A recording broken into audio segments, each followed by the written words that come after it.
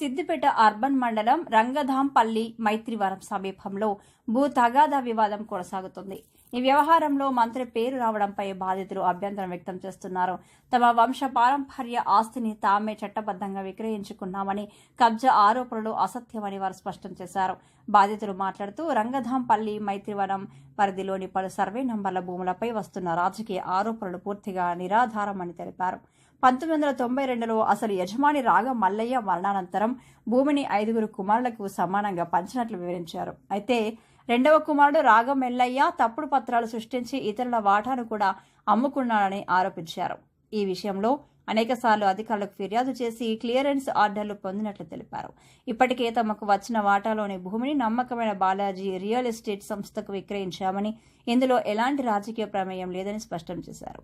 మంత్రి పేరు లాగడం దురదృష్టకరమని బాధితులు పేర్కొన్నారు.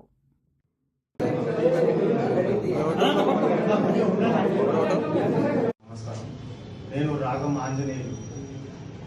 నేను వరంగల్లో ఉంటాను, వ్యాపారం చేస్తాను. అయితే గత కొన్ని రోజుల నుంచి కొన్ని వీడియోల ద్వారా నేను చూస్తాను. ఏంటంటే ముఖ్యంగా రంగధాంపల్లి గ్రామంలో 974, 75 అట్లనే వరంగల్ రోడ్డుకు కొన్ని సర్వే నెంబర్లు ఉన్నాయి. 988, 1006 సంబంధించిన భూమి గురించి మీకు వివరణ ఇవ్వడానికి వచ్చినాను. నేను కూడా 3వ కుమారు రాగం ఐలయ్య వారి అబ్బాయిని. నా పేరు రాగం ఆంజనేయులు. అయితే గత కొన్ని రోజులుగా మా అన్న కొడుకైన రాగం శ్రీను ఎట్లా పడితే అట్లా ఏ విషయాన్ని వృత్తంగా చెప్పకుండా అబద్ధం తర్వాత అబద్ధం దెబ్బ కొట్టుకుంటూ మరీ ఏమో చెప్పుకుంటున్నాను.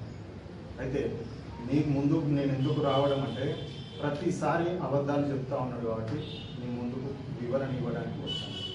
బట్ ఫస్ట్ థింగ్ ఏంటంటే మా తాతగారైన రాగం మల్లయ్య 1965, 66లో ఈ జాగాలు ఉన్నాయి. అయితే దాని తర్వాత కూడా 1992 కచ్చబడి కొన్ని ఆయన అవసర నిమిత్తంగా మా తాత అమ్ముకున్నారు. 1992లో వచ్చేసరికి 28 ఎకరాలు ఉండే. ఈ సర్వే ఇందాక చెప్పిన 974, 75 అట్లనే 78, 79, 988, 1005, 1006 సంబంధించిన విషయాల నుంచి 28 ఎకరాలు ఉండేవి. అయితే 1992లో మా తాత చనిపోగానే వెంటనే ఈ ఆస్తులన్నీ మా ఎంఆర్ఓ ముందుకు వచ్చి మేము క్లియర్గా చెప్పుకున్నాం. మా నాన్న వాళ్ళు, మా బాబాయ్ వాళ్ళు అంతా క్లియర్గా చెప్తే వాళ్ళు అప్పుడే మాకు పాస్బుక్లు ఇష్యూ చేశారు.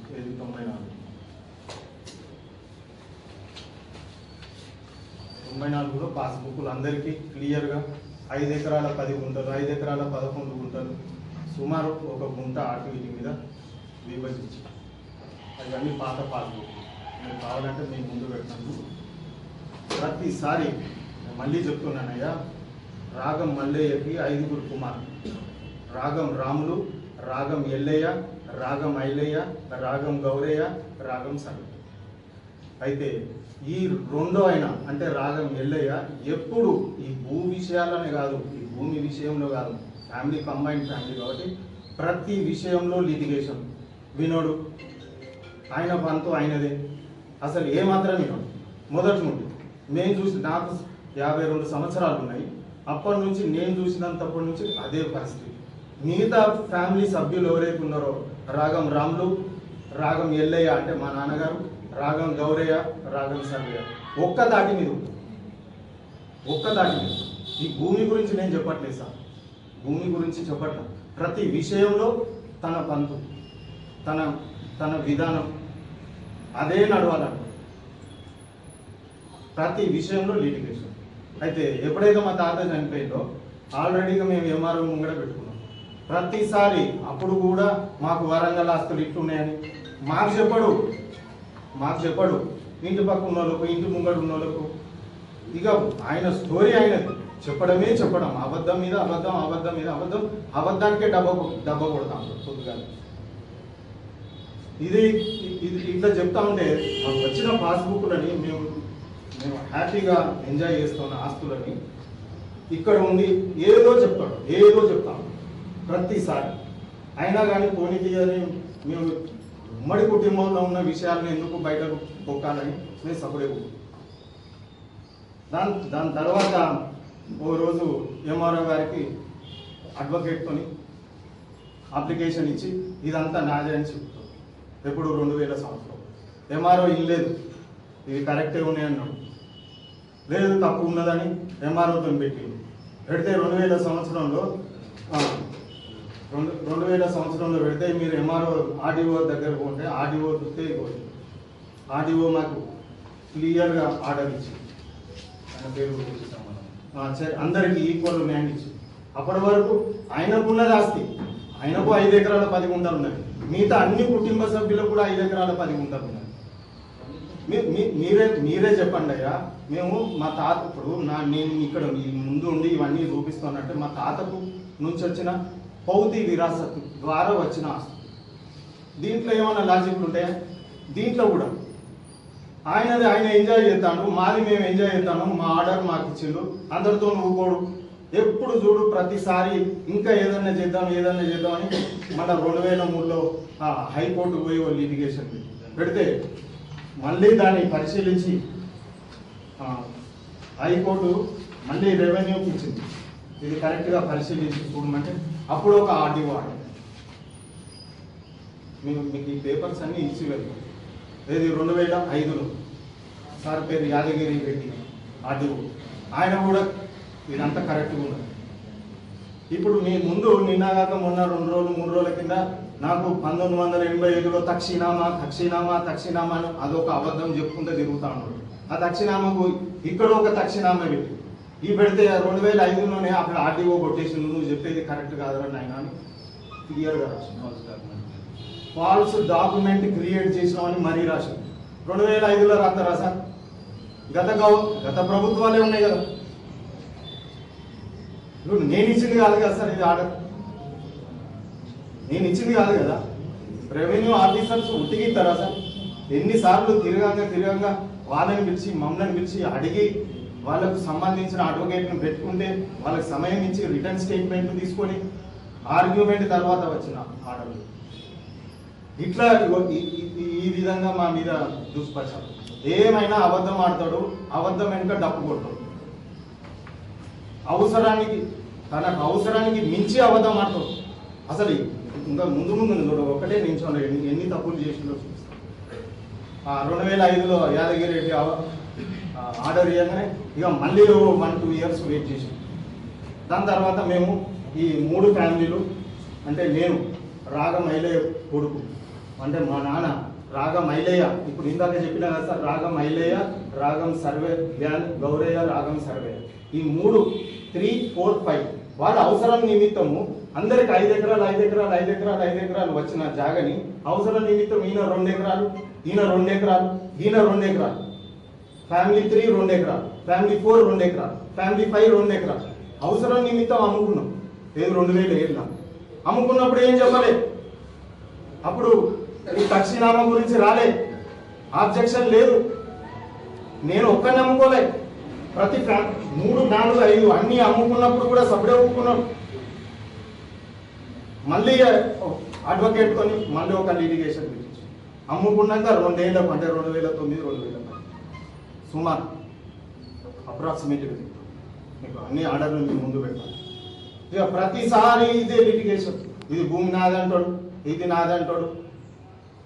ఎట్లా అండి మార్నింగ్ వస్తాం, మా పొలం మేము క్రాప్ చేసుకుంటాము, సాయంత్రం వాళ్ళకి వెళ్ళిపోతాం ఎవరింటి వాళ్ళు. కబ్జా మీద లేదని ఎవరు అంటున్నారు? అసలు అది తప్పుడు ప్రచారం. అది కబ్జా మీద మేము మొన్నటి వరకు కూడా ఉన్నాం, ఈ రోజు వరకు కూడా ఉంటాం. కబ్జా మీద ఉన్నారు కాబట్టి 2007లో మేము 6 ఎకర్స్ అమ్ముకున్నాం. ఫ్యామిలీ ఇంతవరకు ఏం అమ్ముకోలేదు. ఇప్పుడు వరంగల్ ఎంత వస్తుంది మొత్తం ఎలా దగ్గర ఏమంటారు సార్? వరంగల్ ఇప్పుడు వాళ్ళు ఏమంటారు అంటే ఈ 4 అన్నదమ్ములకేమో వరంగల్ ఆస్తులు ఇచ్చినాము, ఈ రంగాపల్లి ఆస్తి ఏమో మా తాతకి ఇచ్చినాము మనం ఆయన ఆరోపిస్తున్నాం. వరంగల్ మొత్తం ఆస్తి ఎంత ఉన్నది? మొత్తం ప్రతి ఒక్కరికి ఒక ఓపెన్ ల్యాండ్ ఉన్నది సార్, అది 250 గజాలు సుమారు అన్ని అందరికి. అట్లనే పాతి ఇంట్లో వాళ్ళకు వచ్చే వాటా సమానంగా ఈ 250 డాక్యుమెంట్ మీకు ఉన్నది కదా. ఇప్పుడు సార్ రంగనాపల్లి ఉన్నాయి, ఇప్పుడు రాగం సినిమాల ఫాదర్ కూడా ముందర ఉన్నది. అయ్యో సార్ పక్కా ఉన్నది, అందుకే మిమ్మల్ని రమ్మని. ఇప్పుడు మాకు ఎక్కువ ఉండి వాళ్ళకి తక్కువ ఉంటే మీరు డౌట్ పడాలి సార్. మీరైతే అమ్ముకోలేదు ఏ సార్? మీరైతే అమ్ముకోలేదు. ఎక్కడ? అక్కడ ఆస్తులు ఆయన కూడా అమ్ముకున్నాడు. రాగం ఎల్లయ్య వీళ్ళ రాగం సీను తాత కూడా అమ్ముకున్నాడు, మేము కూడా అమ్ముకున్నాం. అవసరం నిమిత్తం కొనుక్కున్నాం, అమ్ముకున్నాం. అమ్ముకునేది కేసు సమానమైతే 100% అయితే సార్, 100% అయితే 5 పాలు పెట్టుకున్నారు అక్కడైతే. సార్ మల్లయ్యకి 5 కొడుకులు అండి. మల్లయ్య ఎవరైతే ఉన్నారో 5 కొడుకులకు సమాన భాగం రావాలనేది మా కోరిక. అది ఉన్న విషయం కూడా. ఏదైతే మల్లయ్య పేరు మీద ఆస్తి, ఇల్లు కావచ్చు, ఇంకేదైనా జాగవచ్చు, ఖచ్చితంగా 5 భాగాలు చేయమని మేమే కోరుకుంటున్నాం. మీరు ఎనీ టైం వచ్చి చెక్ చేసుకోవచ్చు, ఎనీ టైం వచ్చి చెక్ చేసుకోవచ్చు. నేను దగ్గర ఉండి చూపిస్తాను. ఇక్కడ అన్ని కొద్దిగా తప్పుడు ప్రచారాలు చేస్తూ అక్కడ వాళ్ళకి ఇక్కడ వాళ్ళకని తక్షణనామా చూపించుకుంటూ అది ఏదైతే తక్షణనామాలో ఇది ఇది ముఖ్య గమనిక ఏంటంటే 2001లో ఎంఆర్ఓ కానీ ఆర్డీఓ గారు కానీ ఇది ఫాల్స్ డాక్యుమెంట్ అని ప్రూవ్ చేసింది. ఇది మీ అందరికీ ఒక మీకు ఇస్తాను. సేమ్ అదే ఆర్డర్ పట్టుకొని మళ్ళీ హైకోర్టుకి వెళ్ళిందండి. హైకోర్టుకి వెళ్ళిన తర్వాత కూడా హైకోర్టు ఏం చేసిందంటే ఆర్డీఓ గారికి డైరెక్షన్ చేసింది. వీళ్ళు ఉన్నారా, వీళ్ళు ఇక్కడ ప్రాప్ చేసుకుంటున్నారా, వీళ్ళు 5 కొడుకులు అని చెప్పేసి డైరెక్షన్ చేస్తే ఇక్కడికి వచ్చి స్థానిక ఎంఆర్ఓ, స్థానిక ఆర్డీఓ గారు, అప్పుడు మన దగ్గర ఉన్న ఏదైతే ఎంఆర్ఓ ఆర్డీఓ గారు మా దగ్గరకు వచ్చి ప్రాప్ మీద చూసి దానికి వివరణ ఇచ్చిండు. ఏమి ఇచ్చిండు అని అంటే ఇది శరి సమానమైన హక్కు, రాగం మల్లయ్య 5 కుమారులకు శరి సమానంగా పంచిచ్చిన హక్కు. ఏదైతే తక్షణనామా, ఏదైతే మిగతా ఇంకేదైతే ఫాల్స్ డాక్యుమెంట్ పెట్టిండో ఇది ఇంకోసారి పెడితే మాత్రం జైలుకి పోతారు అని చెప్పేసి ఆర్డర్. నేను ఇచ్చిన ఆర్డర్ కాదు, మా ఫ్యామిలీ ఇచ్చిన ఆర్డర్ కాదు, ఇది అప్పుడున్న ఎంఆర్ఓ కానీ ఆర్డీఓ గారు ఇచ్చిన ఆర్డర్. దానికి తను ఏం చేసిందంటే స్థానిక ఎంఆర్ ఆఫీస్కి పోయిన తర్వాత ఏదైతే రాగం ఎమ్మెల్యేకి సంబంధించిన ఫ్యామిలీ ఎవరైతే ఉన్నారో వాళ్ళు పోయి తప్పైంది, ఇంకోసారి మేము ఇది రిపీట్ చేయము, మమ్మల్ని క్షమించండి అని చెప్పేసి ఫామ్ 1990 ఆవురాలు ఉంటాడు లేగలు తగ్గినట్టు మీరు జాగాలు అమ్ముకొని వేరే వాళ్ళు ఇల్లు కట్టుకుంటే అది కూడా మీ పాత్రలో చూపిస్తుంది కదా.